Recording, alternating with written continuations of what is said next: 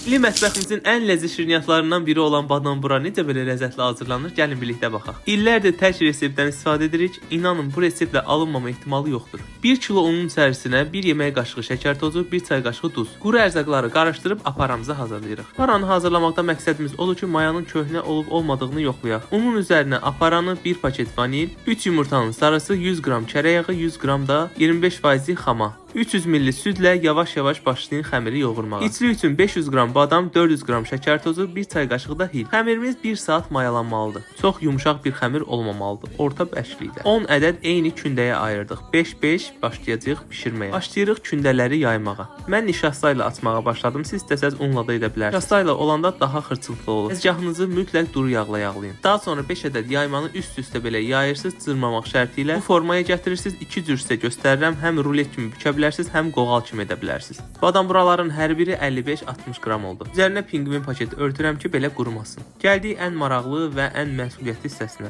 Badamburanın formasını dağıtmamaq şərti ilə içərisinə oyuq açın. Mərkəzinin qaçmamasına diqqət edin. Bu badamburalarınızın görünüşü üçün çox önəmlidir. Alt hissəsini kip bağlayın. Öncədən istilmiş 150 dərəcəlik sobada bişirilməlidir. Sobanızın mütləq fenli rejimində bunları bişirin. Belə olanda badamburaların üzü daha da quruyur və xırçılıqlı olur. Çalışın badamburalarınız qızarmasın. Alt təbəqəsinin bişməyindən əmin olduqdan sonra artıq badamburalar hazırdır. Soyduqdan sonra üzərinə pudra şəkəri ilə servis edə bilərsiniz. Çox ləzzətlidir. Mən şirniyyatçı deyiləm, amma sizcə necə alınıb?